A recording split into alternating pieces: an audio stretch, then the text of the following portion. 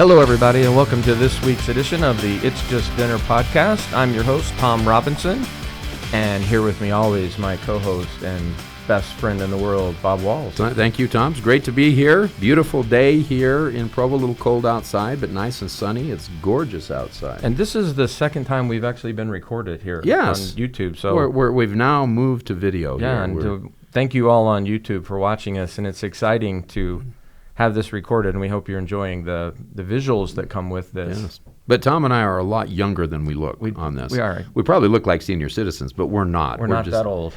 This is what happens to you when you work at the university. It makes you old before your time.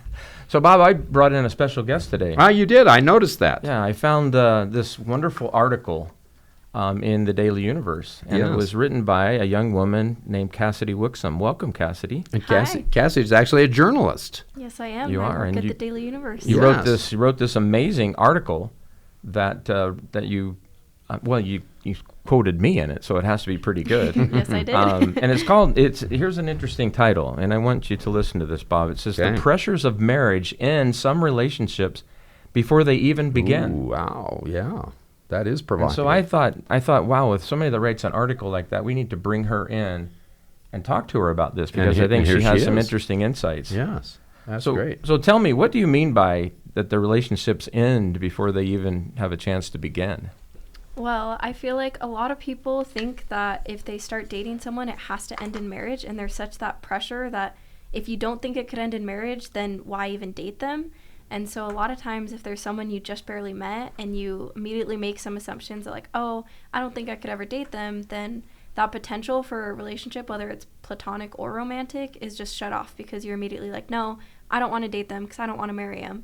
And we make too many of these fast assumptions before we even get to know people. And I just feel like there's such that pressure to get married that we forget that we can just start building relationships before even worrying about marriage. Yeah, and that's what this podcast has been about, and it's kind of been my whole thing about It's Just Dinner is about that very thing, is that we stop this thing about dating and making it fun and making it interesting and making it being about getting to know people, and it has become just about getting married.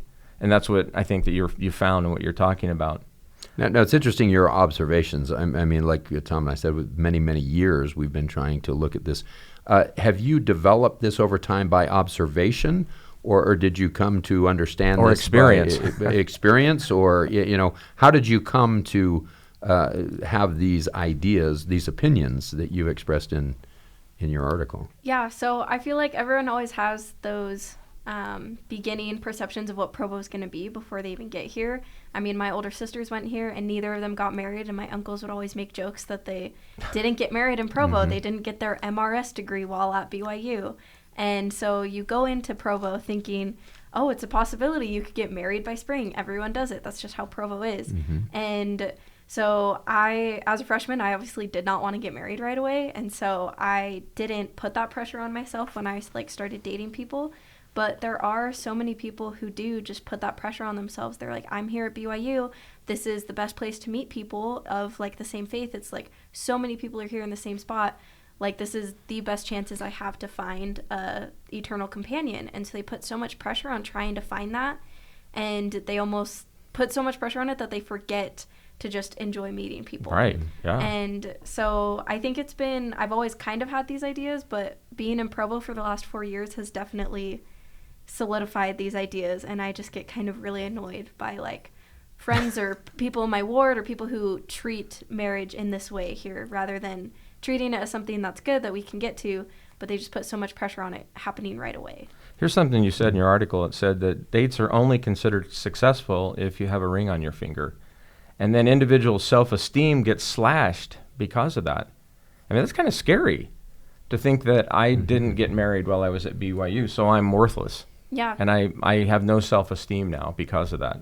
Have you seen that happening? I have. I mean, like I said, my sisters are both older and they didn't get married while here. And they have struggled a little bit with feeling like they weren't good enough to find a spouse while they were here, when I think they're the best people on earth. And then there's plenty of other people who aren't just in my family that I know from other wards or my friends' friends or whatever, that they're amazing people, but they just didn't have that opportunity to find their spouse here. But because they didn't have that, they're almost considered unsuccessful. And it's very prevalent in just the LDS culture. Like, you go to family Thanksgiving, you go to Christmas dinner, and everyone's like, oh, are you dating someone? Like, oh, what's happening? Like, oh, like, what's going on in your life? And it's always, especially if you're a girl, it's always, oh, are you dating someone? That's like the first question. Right. Whereas usually with guys, they're like, oh, like, what are you studying? What are your job opportunities and stuff? That's interesting.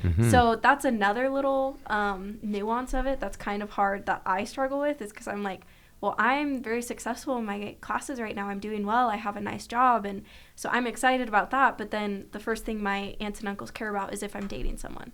And if I'm not, then I'm almost like, wow, am I not worth it just because I don't have a boyfriend or I'm not engaged yet? And that's dangerous.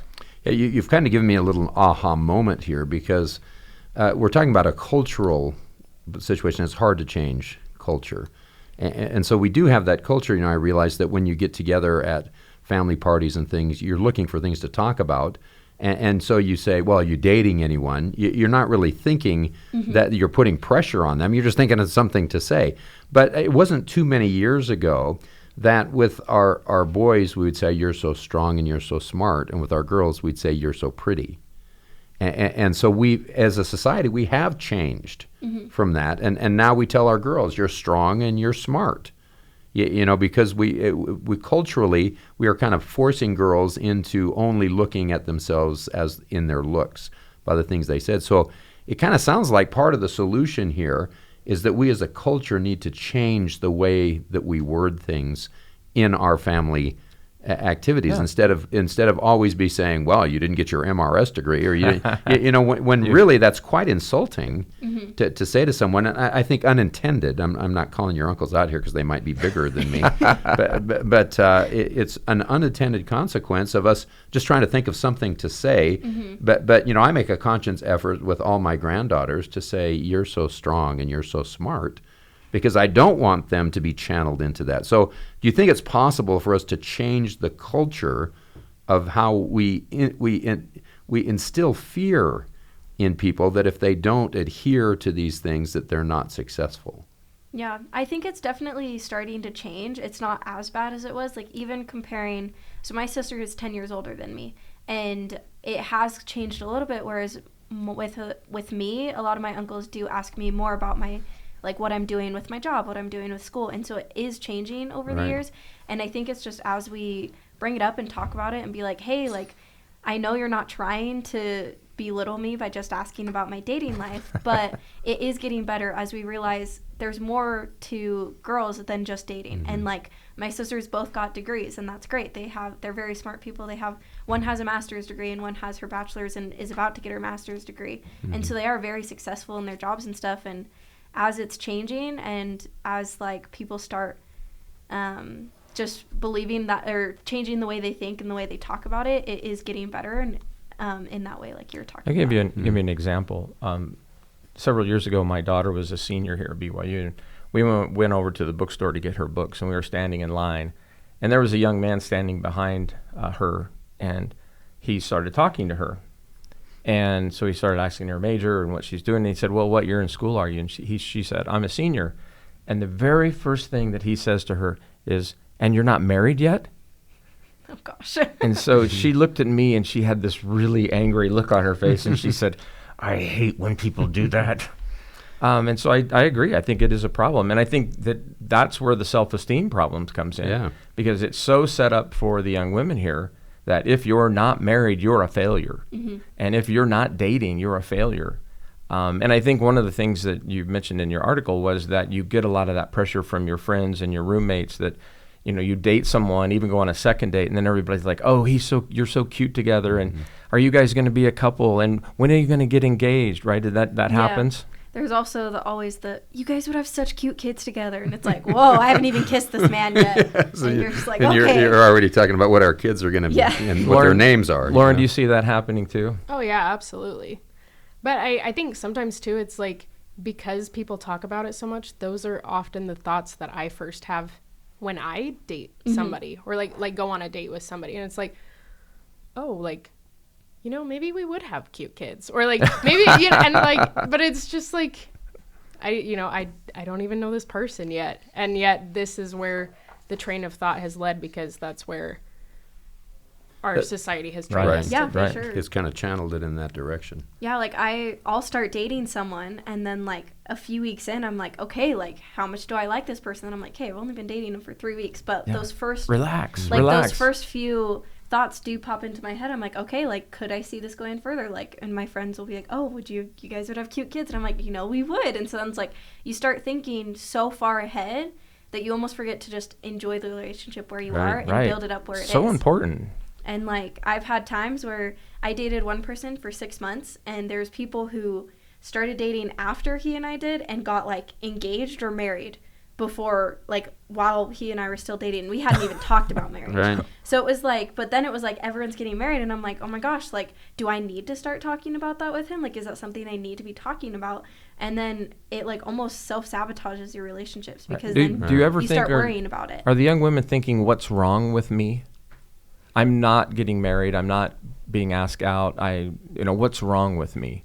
For sure. There's a ton of that. Like I have one friend who, she always is like, what's wrong with me? No one's asking me on dates. And she's like, I haven't had a boyfriend in like 2 years. Like, what's wrong with me? Yeah, that's so and I'm scary. like, there's nothing wrong with you. It's just, it's not your time yet. But then it's hard to convince yourself, because we put so much of our self-worth in what other people think of us. Right. And so if no one's asking us on dates, then we're like, oh, we must not be pretty enough. We must not be cool enough. We must not be funny enough for them to like be asking us on dates.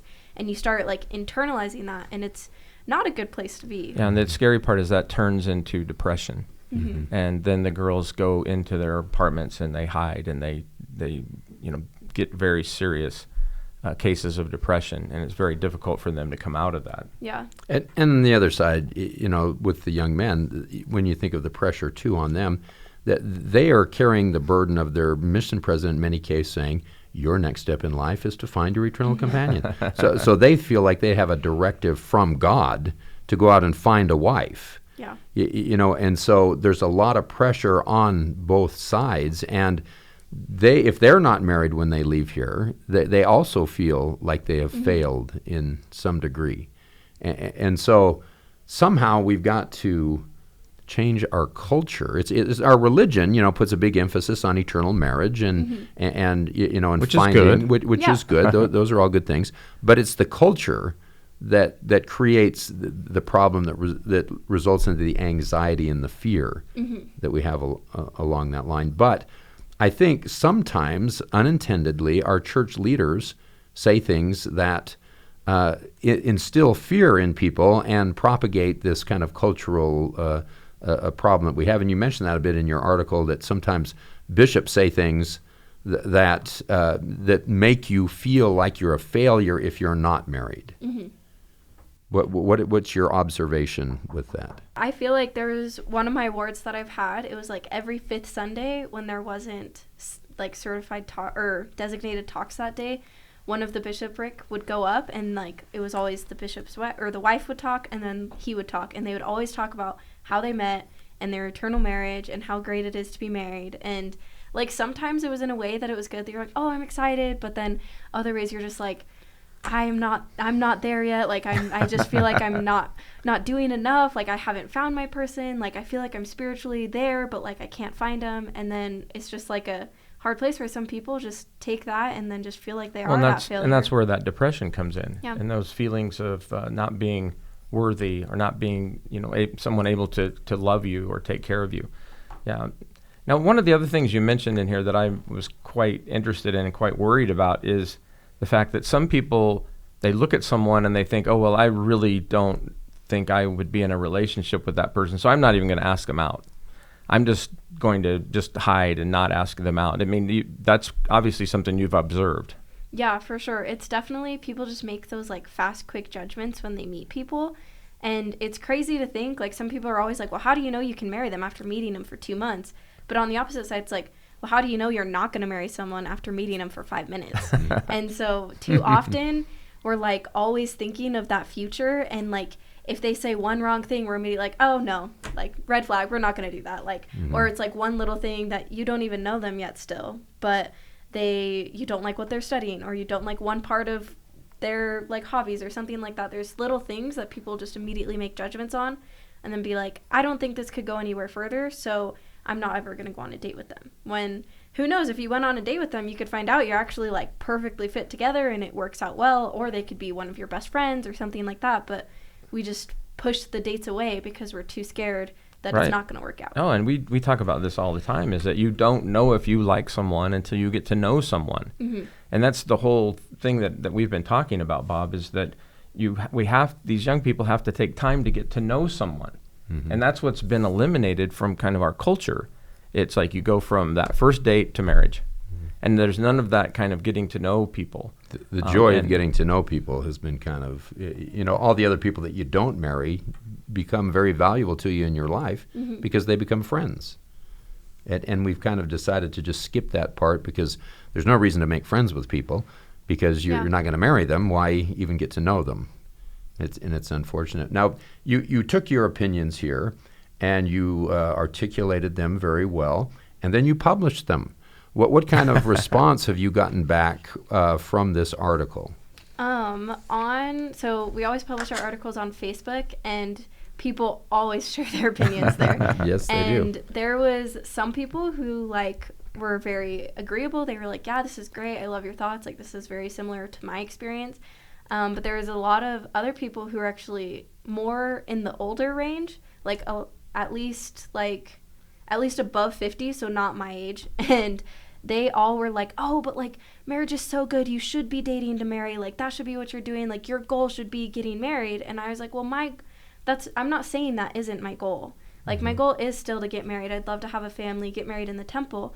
But the way we're thinking about how to achieve that goal needs to change. And so it was just funny that people, after reading it, still were like, no, you're wrong. They just didn't get it. Right. Yeah, so it was a mixed results. There was definitely some people. Old people like us, we just barely learned how to use Facebook. So give us a break here, True. No, but I think what you're saying is what we have seen, and that is the people in our generation view this differently.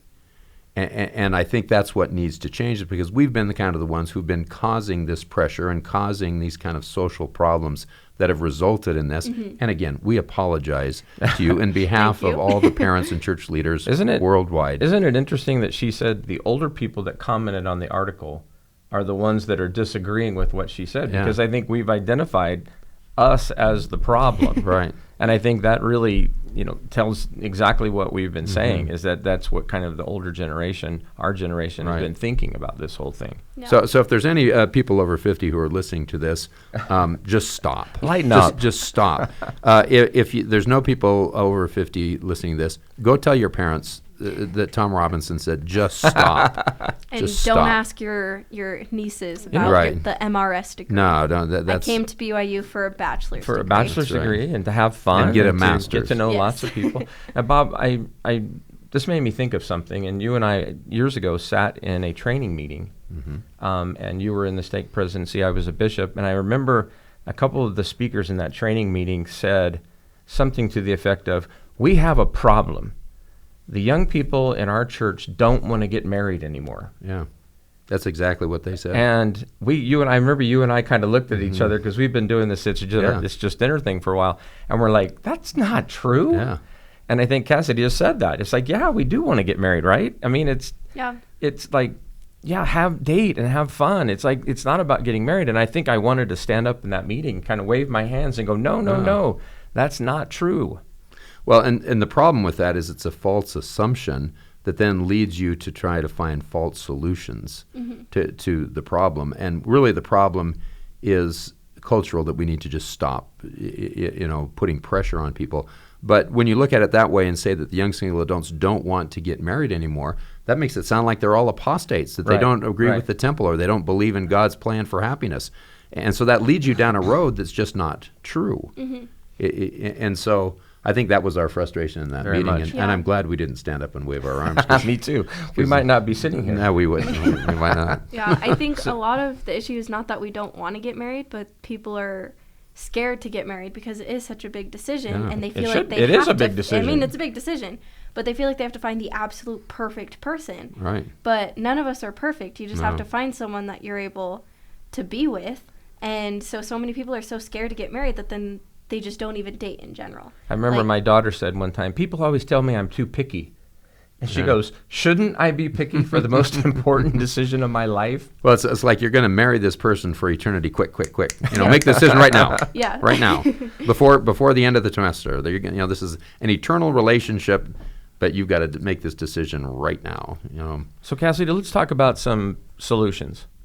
Especially, let's talk about how the young women, I think, get into that kind of depression mode. How can we fix that? How can we tell people that are listening right now, how do we fix all this? Yeah, it's a hard place to be because it's like you want to still talk about the importance of marriage, but then I think just the general way we talk about it is making sure that it's not the only reason to be successful. Like, you can start being successful and prepare yourself and be able to grow yourself and develop different skills that you have, and hopefully marriage will come along with that. But if marriage doesn't come along, that can't be the only reason that you are successful. And a lot of it starts with even just young woman lessons. I've had so many young woman lessons about eternal marriages and about making relationships and stuff. But then they were like, but don't go date anybody right now. Yeah. You can't go date anyone right now. If you kiss a boy, you have to go talk to the bishop, basically. Not really, but that's how it felt. There was just such this, you have to get married, but then you can't date yet. And so it was just weird because you couldn't start developing how to be in a relationship or be able to date someone or have fun in that way because there's such the stigma against it. And then you get to college and you're like, hey, I know how important marriage is, and if I'm a successful, dedicated disciple, then I will be married and I'll start having a family and I'll be able to have all those covenants made. But if you don't make it, then it's just a hard place to be in. So I think part of it even just starts with saying that you have worth even if you don't get married. And you are successful and you can still be a wonderful disciple and a wonderful member of the church even if you don't ever get married. Right. Because there's definitely some people who live their whole life and they don't get married, and that their marriage might not happen until the next life. But we don't know what our plans are going to be. No, we don't. And so just making sure that everybody knows that they still are able to be successful and wonderful and loved by God even if they don't get that. One of the things you quoted me in here was that I say that dating is a happy consequence of going out to dinner. Mm-hmm. And marriage is a happy consequence of dating. And we don't have an equation. I can't say A plus B equals C. It just is impossible. And the only thing that you have to do is just keep doing it and keep having fun and keep meeting more people.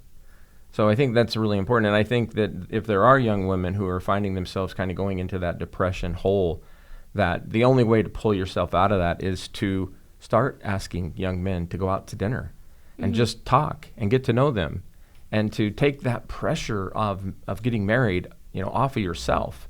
And remember that really why we're here is just to meet other people here at BYU, to meet other people and to have fun. And then somehow it kind of all works its way out. So I also, what do we do about this thing about, I may not date because I don't see her as someone that I want to be in a eternal relationship with. How do we fix that, do you think? And that's on both sides, the males and the females. Yeah, I think honestly it's hard because I always will just say yes to a date even if I'm not sure if it'll go well or not. And I feel like it's just one date is always good, and even if it goes horribly, then it's okay, well, at least right. And you don't have to go on a second date. And just going on those first dates to see, even if then you just end up turning it into a friendship or just an acquaintanceship. I've gone on dates with people in my ward and then never really hung out with them again, but I see them at church and I'll wave at them and say hi and ask how they're doing. And that's so I smart. think that's all you really have to do, and there shouldn't have to be that pressure of we went on a date. Now we have to figure out if we're going to start dating. Yeah, We now have we're to define the relationship now. We've been Yeah. on one date It's for an you've been hour. on one date, you can just hang out and be friends, and then if you both do want to go on another date, you can. But I think part of it just starts with going on more dates that are casual and don't have such high stakes attached to them. Right.